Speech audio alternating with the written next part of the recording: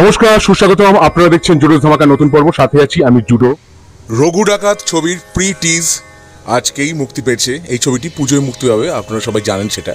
পরিচালক হলেন ধ্রুব ব্যানার্জি এবং প্রডিউসার হলেন দেব নিজে এবং SVF। রঘু ডাকাতের জীবন অবলম্বনে তৈরি হয়েছে এই ছবি রঘু ডাকাত, যার নাম শুনলেই এক প্রকার শিহরণ জেগে ওঠে।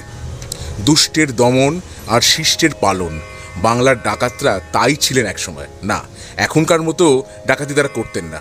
তারা গরিবদের জন্য বড়লোকদের ধন লুট করে তাদেরকে দিতেন। আর ইংরেজদের কাছে তাঁরা ছিলেন এক একজন ত্রাস। তাঁরা ছিলেন মা কালীর ভক্ত।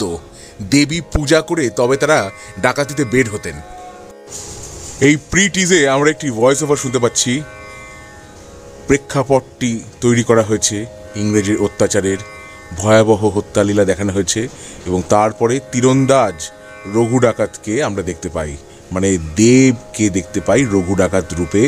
এবং শেষে আমরা দেব নিজের কপালে সিঁদুর লেপছেন, সেই দৃশ্যটি দেখতে পাই। বেশ আবেগতাড়িত একটি ছবি তৈরি করার চেষ্টা করা হয়েছে, যা মনে হচ্ছে টিজার দেখে।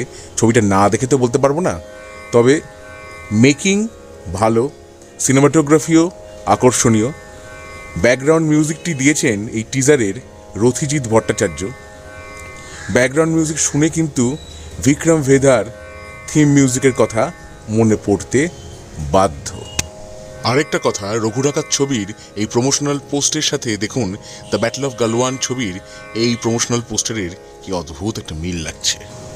তবে ওভারঅল এই প্রি টিজ যথেষ্ট এনগেজিং এবং ইন্টারেস্টিং বলে আমার মনে হয়েছে।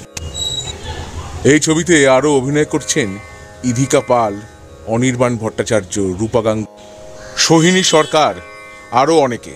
তাহলে রঘু ডাকাত ছবিটির প্রি টিজ নিয়ে এই ছিল আমার ভিডিও। আমার ভিডিও যদি আপনাদের ভালো লেগে থাকে তাহলে অবশ্যই লাইক করুন, শেয়ার করুন, সাবস্ক্রাইব করুন আমার চ্যানেল এবং আমার ফেসবুক পেজ জুডোস ধামাকা, সেটাকেও লাইক করুন, ফলো করুন। পরের পর্বে ফিরছি নতুন কোনো চমক নিয়ে, নতুন কোনো ধামাকা নিয়ে। হ্যাস্ট লা ভিস্টা, জুডোস ধামাকা, লেটস ডু দ্য ধামাকা।